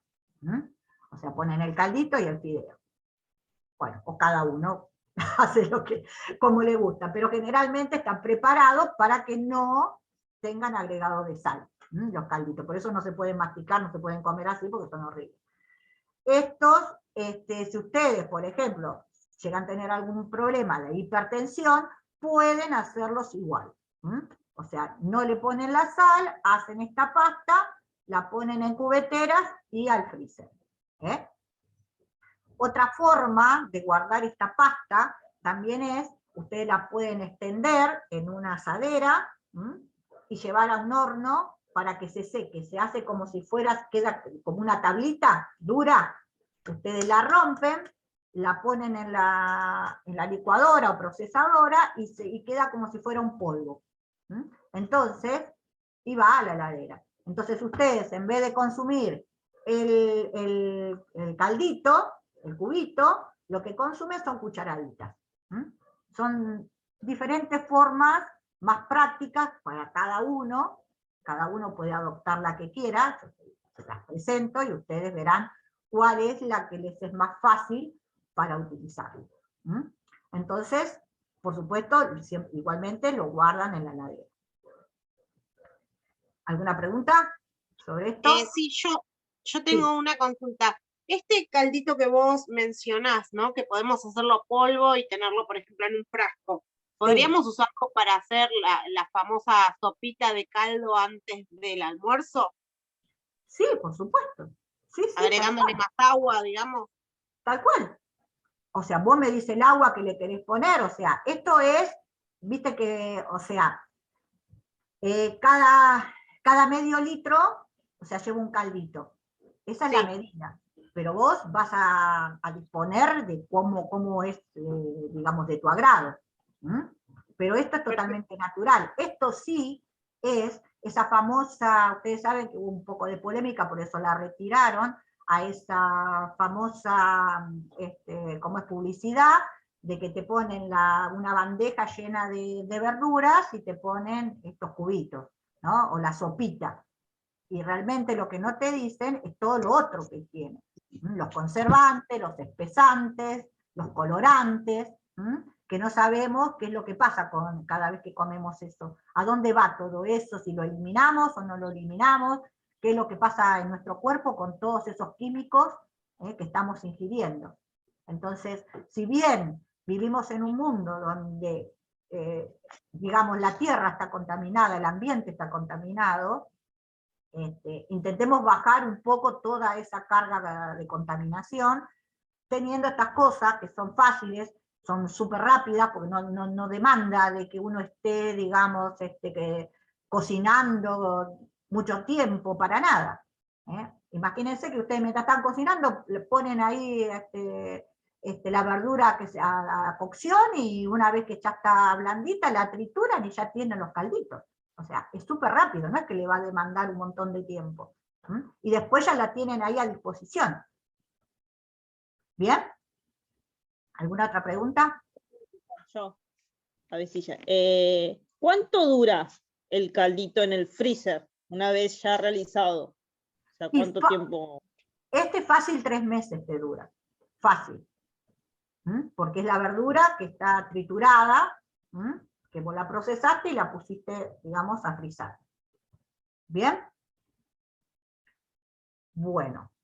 Acá les traje un condimento que se llama gomasio, o sal de sésamo, no sé si la tenían presente, que se hace con el sésamo, con la semillita de sésamo, se llevan, se tuestan y se combina, una vez que están tostadas, 10 cucharadas de sal de esas semillitas de sésamo con una cucharada de sal fina. Este es un condimento de origen japonés, que ellos lo utilizan muchísimo, es muy rico, y es para aquellas personas que tienen problemas de hipertensión, que pueden comer un poquito de sal, que tienen permitido algún poquito.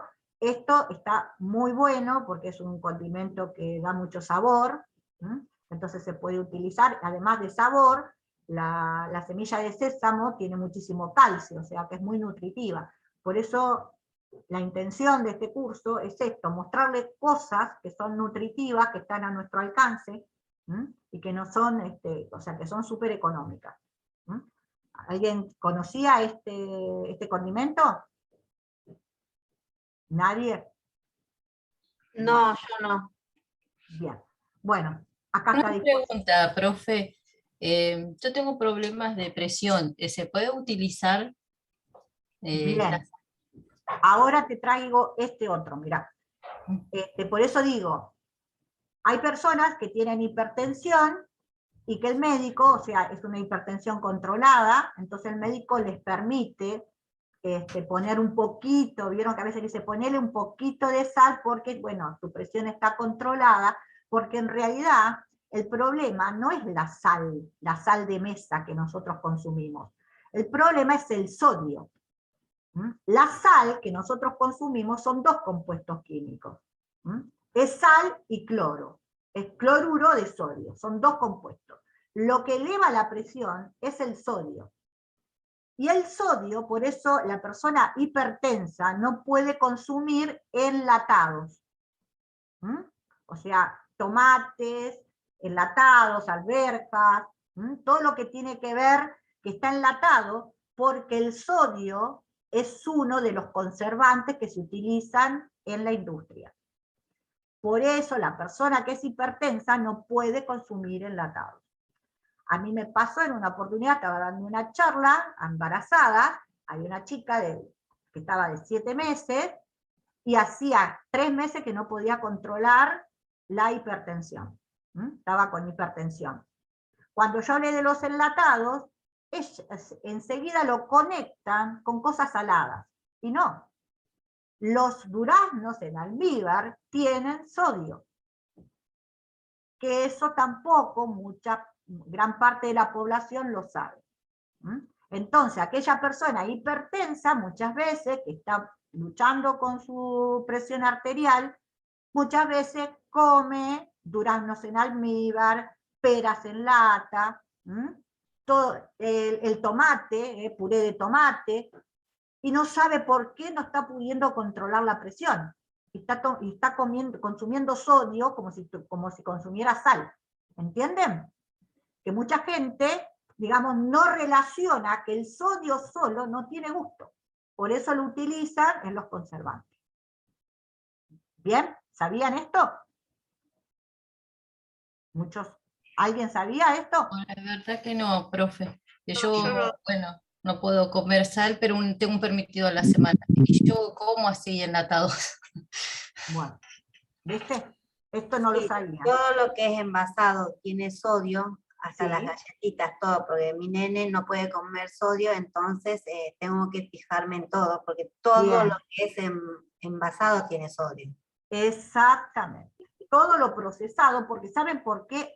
Ustedes me van a decir a mí, pero como no hay otros conservantes, sí, pero son más caros.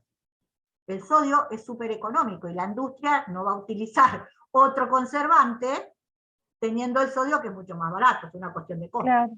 ¿Entienden? Entonces, sí. Ahora entiendo, profe, porque yo tengo valores muy altos de presión, y ahora entiendo, porque yo estoy medicada y todo, y a veces tengo muy alta, y ahora entiendo por qué.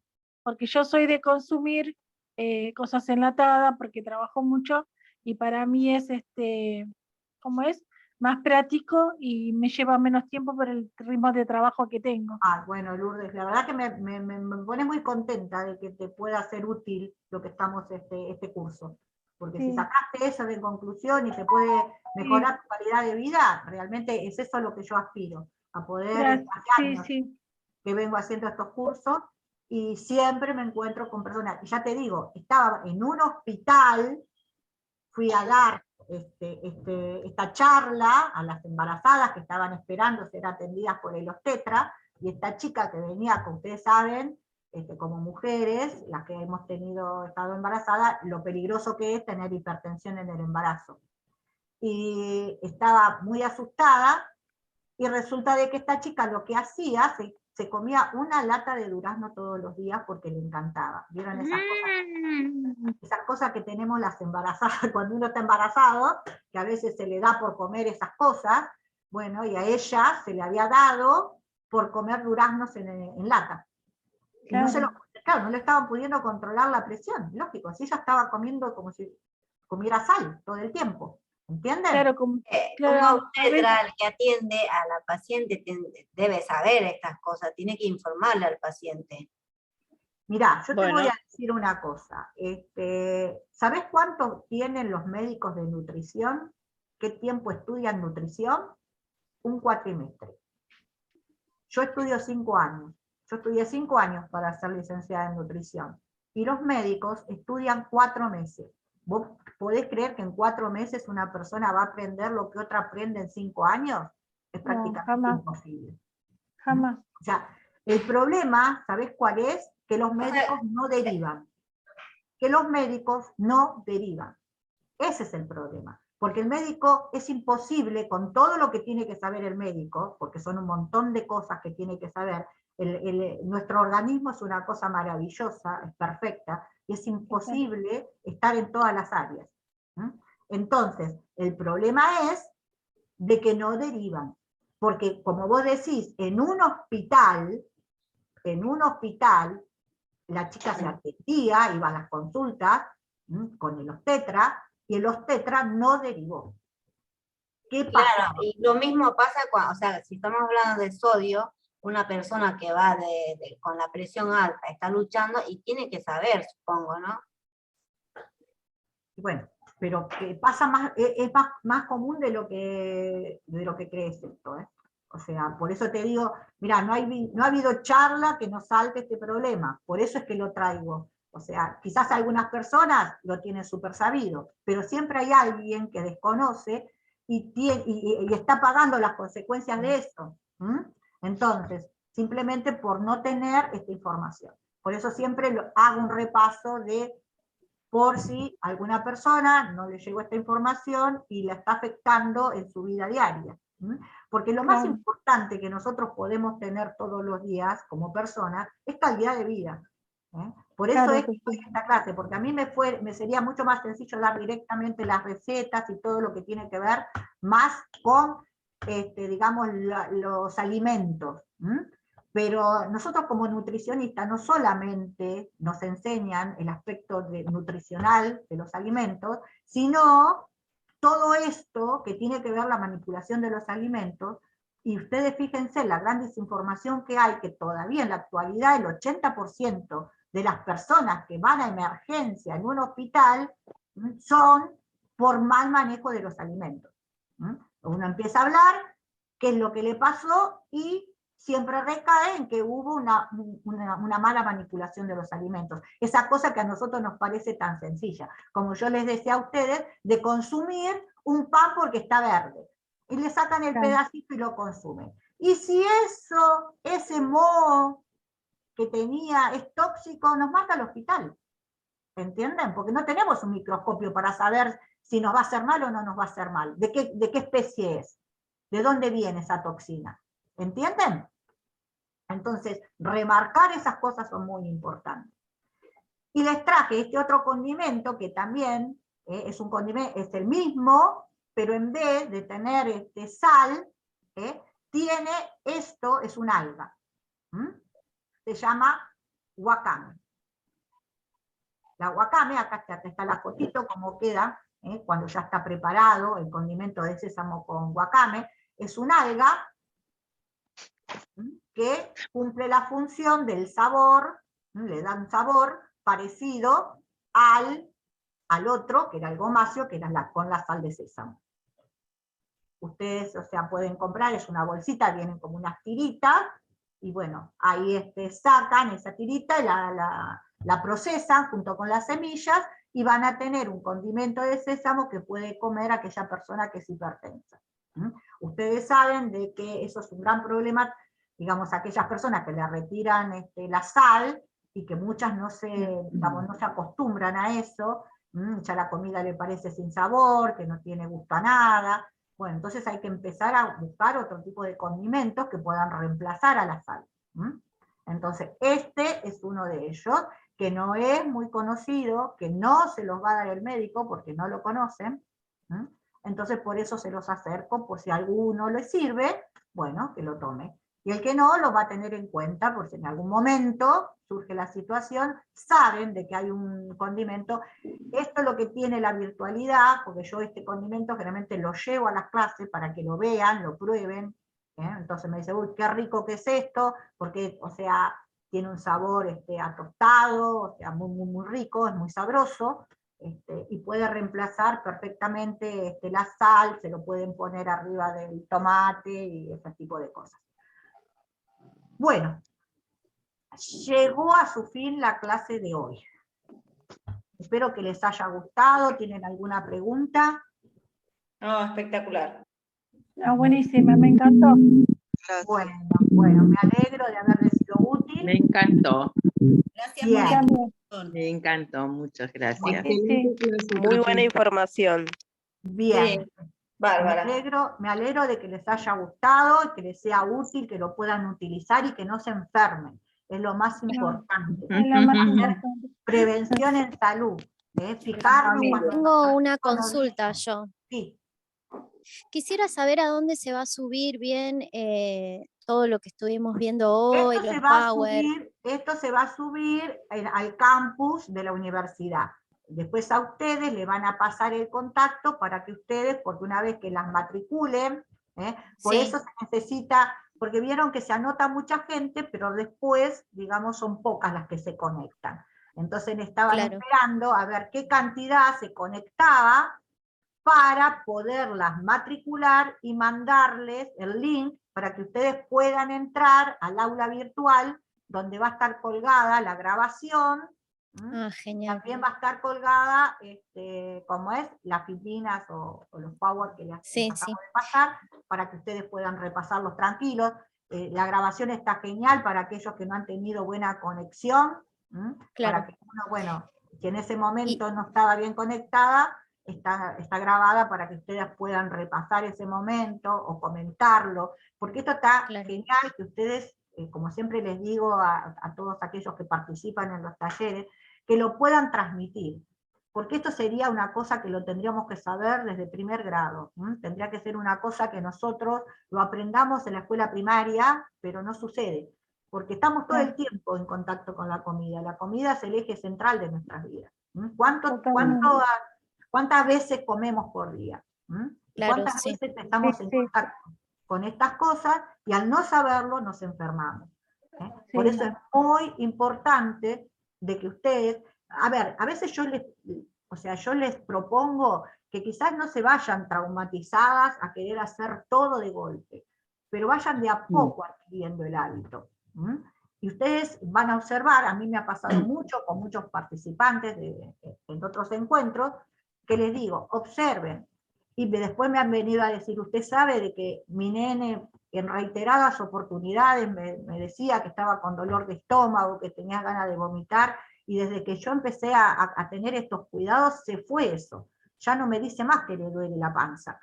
Bueno, porque muchas veces nosotros sin darnos cuenta, estamos intoxicando a nuestra familia. O sea, ojo, hablo en general, no solamente a las mujeres, ¿no? Porque por supuesto, el compromiso es de toda la familia. Pero por eso es que les digo que transmitan esta información a sus amigas, a sus hermanos, a su familia, porque cuando uno se pone a hablar del tema, ustedes van a observar de que el desconocimiento es grandísimo. O sea, pero ¿cómo yo no sabía esto antes? Que me está afectando. Me pasó con otra participante, que, o sea, una de ustedes dijo cuando yo dije, guarda las cosas en la cocina, guarda, y me dijo, no puede ser. Y después una participante vino y me dijo, esta chica estaba con tratamiento, o sea, con el gastroenterólogo, porque tenía problemas de dolores de estómago, y lo que hacía era guardar la pizza en la cocina. Claro, sí.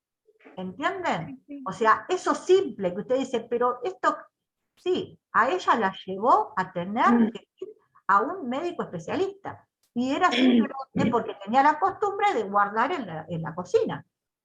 Entonces, y no es que, ay, ¿cómo hacía eso? No, porque en eso podemos caer todos, porque tiene que ver con nuestros hábitos y costumbres.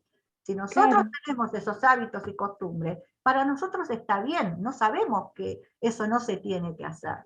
O sea, nadie nos dijo. ¿Y por qué todos tenemos que ser nutricionistas? ¿Todos tenemos que saber? No, señores, no es así. O sea, está de nuestro lado, como obligación de profesional, poder transmitir y buscar, intentar tener los espacios como estos, para uno poder comunicarle a la población cómo se tienen que cuidar, qué es lo que les está pasando, por qué les pasan las cosas, por qué muchos me dicen, vienen a la consulta, y yo, o sea, 2 por 3 estoy con dolor de estómago, no sé lo que me pasa, yo como livianito, y cuando uno le empieza a explicar, es porque no está haciendo las cosas como tiene que hacer, pero no es culpa de la persona, es que no lo sabe hacer porque nadie se lo informó.